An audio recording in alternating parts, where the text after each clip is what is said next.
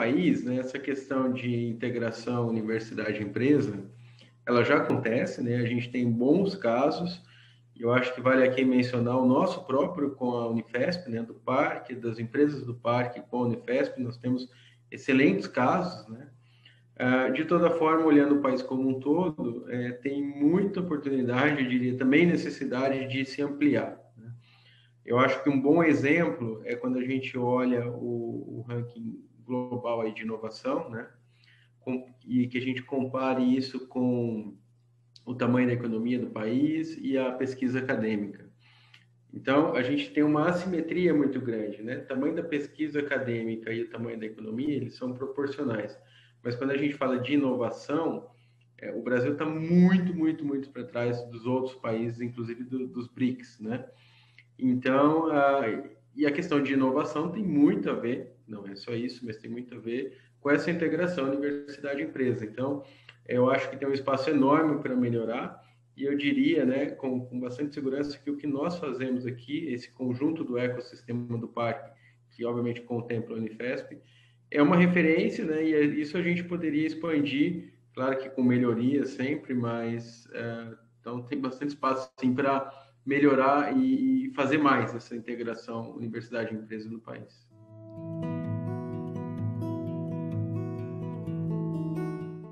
Como um país, né, essa questão de estreitar a relação universidade-empresa, eu acho que um bom caminho, com certeza tem outros, é exatamente através dos hubs de inovação, né, ou dos ecossistemas, ou outros parques tecnológicos e incubadoras. Porque tipicamente a universidade tem uma forma de atuar, as empresas têm uma outra forma, né? E um ambiente de inovação ele é justamente esse amálgama aí, né? Que pode conectar ambos. Então, naqueles lugares que tiverem um ecossistema, eu acho que isso pode ser muito potencializado. E não tendo, né, também o diálogo, né? Aí tem que ver quem é que é o protagonista, a empresa ou a universidade. Mas eu acho que é muito importante a conversa, né? Sempre orientada a projetos. Isso, no nosso caso aqui, é o que tem se demonstrado bastante eficiente. Você tem uma missão a ser cumprida, e aí você identifica quais são as pessoas, os professores, os alunos, enfim, que podem atender. E uma coisa importante também é a própria universidade, através de seus alunos e professores, empreenderem, né? Então, é uma outra forma, porque aí também pode se gerar novas startups que futuramente serão empresas já maiores e já com no DNA essa integração universidade-empresa nativa, né?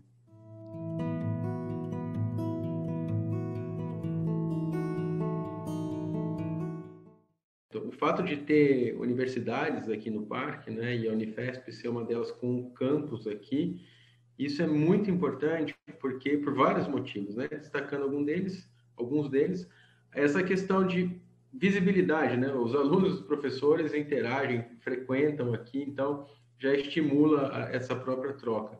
E outra, essa questão da presença também estimula o contrário, né? As empresas, nós aqui do próprio parque, podemos visitar as universidades e estar cada vez mais próximos, né? E tem um fator humano também, porque quando você acaba se encontrando aí no dia a dia, né, falando, por exemplo, de restaurante, café, em condições normais, né, sem pandemia, isso acaba estimulando que as pessoas sejam mais próximas, né, mais amigas entre elas.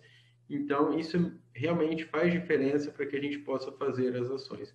Como eu comentei, nosso parque mesmo tem vários projetos com a Unifesp e com certeza isso facilitado pela essa interação aí e mútuo conhecimento, né, dos professores, alunos e nós.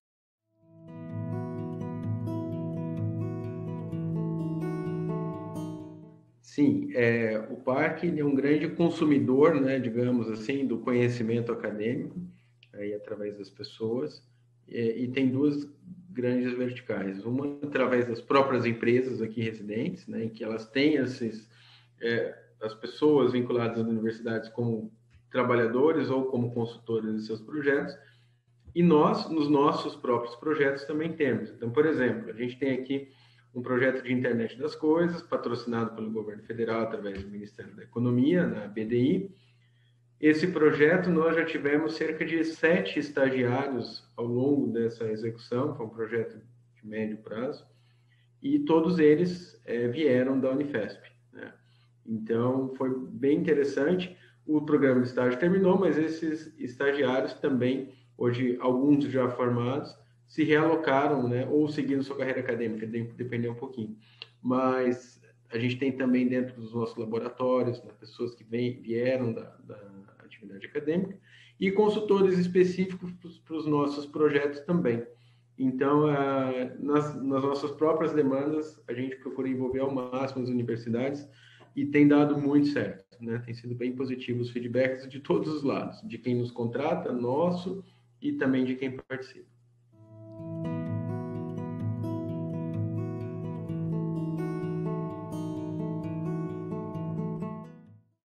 Eu sempre percebi uma flexibilidade e um engajamento muito grande da Unifesp, né? E isso vai até comentando sobre processos, né? Então, por exemplo, a gente quer fazer uma apresentação do Colmeia. Então, a Unifesp foi lá e mobilizou os professores, né? Precisamos criar um grupo de discussão, tá bom, a gente criou. Precisamos criar uma página no Facebook, ok, né? Documentos de estágio, né? Também precisam ser assinados com uma certa brevidade, né? As coisas acontecem rapidamente.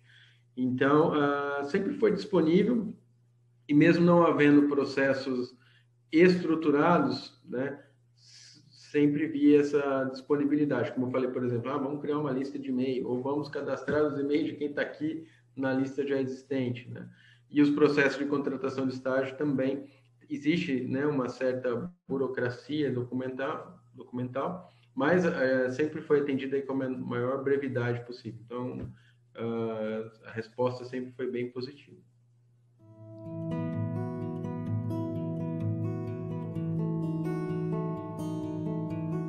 Então, meu agradecimento a toda a equipe da Unifesp até então, né? Nós sempre tivemos muita cooperação, muitos trabalhos juntos. Eu acho que a gente está caminhando aí para novos desafios, né? Então, como falei, muita coisa boa no nosso projeto de mobilidade, no próprio Colmeia, no nosso projeto de internet das coisas, na área da saúde, né? Cursos de curta, média e longa duração, o próprio mestrado profissional também tem sido muito bem recebido, temos pessoas do parque que fazem, pessoas das empresas que fazem, então foram muitas conquistas até agora, e do nosso lado aqui, mais uma vez, eu tenho que agradecer. Eu acho que olhando para frente, né, a gente poderia pensar em projetos maiores, né, em projetos estruturantes. Então, continuar sim tudo aquilo que a gente já vem fazendo, mas, por exemplo, né, quando a gente olha para trás, que Embraer, ITA e CTA, né, geraram aí aviões, né, na verdade, ITA e CTA geraram a Embraer, né, se a gente olhar Parque Tecnológico e Unifesp, claro, todo o ecossistema das outras universidades e empresas também, que de grande dessa monta a gente pode fazer, né? Então, por exemplo, a gente vem conversando, será que a gente pode fazer alguns veículos autônomos de micromobilidade entre a Unifesp e o parque? Eu acho que sim, né? A gente tem a FAPESP como grande patrocinadora aí de projetos de pesquisa e tal. Então, na área da saúde também, a gente tem muita ação aí que a gente pode construir coisas mais robustas, né? Então, e em outras áreas também, né? Falei alguns exemplos aqui. Então, acho que é isso, é continuar esse bom relacionamento, essas boas iniciativas, e eu pensaria, assim, em projetos estruturantes de impacto para a sociedade, né? Que, no fundo, beneficie qualquer um de nós aqui, cidadãos que frequentamos o ambiente, que depois possa levar isso para fora do ambiente do parque e aplicar diretamente no dia a dia das pessoas. Saúde, mobilidade, segurança, matemática, né? Enfim, data science, né? Melhor dizendo. Bom, a toda a equipe da Unifesp, eu gostaria de agradecer toda a parceria até o momento, né? Já são alguns anos que a gente vem trabalhando junto, sempre um ambiente muito aberto para a gente conversar. Temos projetos de sucesso em conjunto, inclusive em nível internacional, né? E gostaria de fazer um convite, né, para que vocês nos ajudem com a missão aqui de promover a inovação. Tem um material aqui, um slide que eu gostaria de rapidamente mostrar para vocês, e digamos, um fator motivacional para a gente poder avançar com as nossas iniciativas. Eu vou compartilhar aqui e a gente continua. Muito bem. Falando um pouquinho do nosso país, né, do contexto econômico atual, um bom caminho para o nosso desenvolvimento econômico é o que está aqui, né? Assim, é preciso inovar. Quando a gente olha o tamanho da pesquisa acadêmica, né, com o tamanho da economia, são números parecidos, né? 2020 o número da economia ele é um pouquinho menor, né? Então a gente foi para o 12º, mas ainda assim continua próximo, né? Claro que poderia ser melhor ambos. Mas onde a gente tem realmente um problema, pelo menos na minha opinião, muito claro, né, é na inovação, 62º lugar. Então, é o convite para a gente cada vez mais poder trabalhar juntos, né, buscar números melhores para o país, né. Aquilo que a gente já vem fazendo aqui, eu acredito que certamente vai nessa direção. Quanto mais a gente fizer, é mais geração de emprego, mais geração de renda, mais desenvolvimento econômico, e tem tudo a ver com a tríplice hélice, empresa e, na verdade, com a quádrupla hélice, que é colocando a sociedade nesse conjunto. Então, que a gente possa cada vez mais trabalhar juntos, buscando melhores números de inovação e, no fundo, melhor desenvolvimento econômico e, por tabela, ampliando aí o conhecimento e toda a bagagem acadêmica nossa aqui no país. Então, mais uma vez, muito obrigado e continuemos trabalhando cada vez mais juntos.